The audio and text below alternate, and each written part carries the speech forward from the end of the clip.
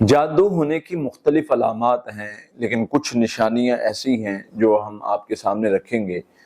جو کبھی کبھار خوابوں میں نظر آتی ہیں، کبھی کبھار بیداری میں نظر آتی ہیں، ویسے تو بہت ساری علامات ہوتی ہیں۔ یعنی انسان پر جادو ہو رہا ہے تو اس کے کپڑوں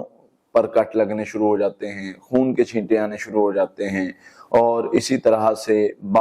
بالوں کا کٹ جانا اور جسم پر کٹس لگنا، یہ جادو جنات کے مسائل میں عموماً زیادہ تر یہ معاملات ہوتے ہیں۔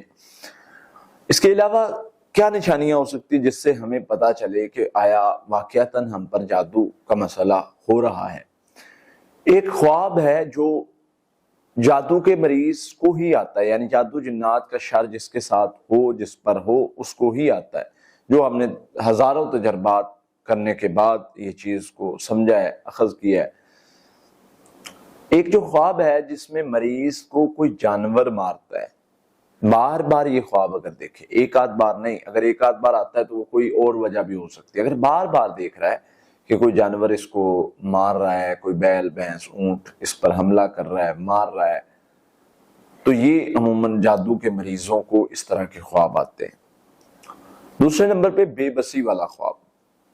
بے بسی والا خواب جو ہے یہ عموماً جادو کے مریض کو آتا ہے کہ ایگزام دینے جا رہا ہے، ایگزام نہیں دے پا رہا، بے بسی، کچھ کرنا چاہ رہا ہے، کر نہیں پا رہا کسی بھی معاملے میں،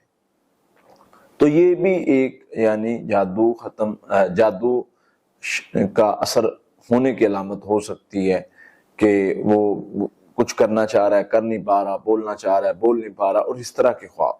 اور یہ خواب بار بار انسان کو آتے ہیں، ایک آدھ بار آنا جادو کی علامت نہیں ہوتا۔ پھر اسی طرح سے کتے کا کاٹنا، سانپ کا ڈسنا،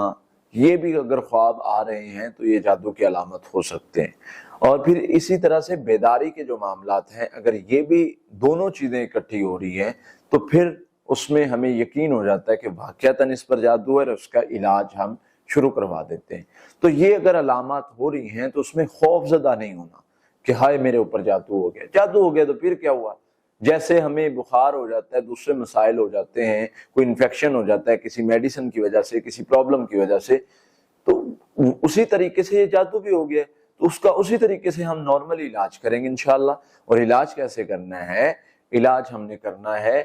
پڑھائی کر کے، علاج ہم نے کرنا ہے سورہ فلق ناس پڑھ کے۔ آپ سمپل حفاظتی پڑھائی کو اپنا وظیفہ بنا لیں، صبح شام سونے سے پہلے، ساتھ میں رقیہ دم سنیں، انشاءاللہ کوئی بھی کسی طرح کا بھی جادو ہے وہ اثر ختم ہونا شروع ہو جائے گا۔ کیوں؟ کیونکہ میرے نبی نے فرمایا صلی اللہ علیہ وسلم نے، جو بندہ یہ پڑھائی کرتا ہے اللہ کی رحمت سے اللہ تعالیٰ اس کا شر ختم کر دیتے ہیں۔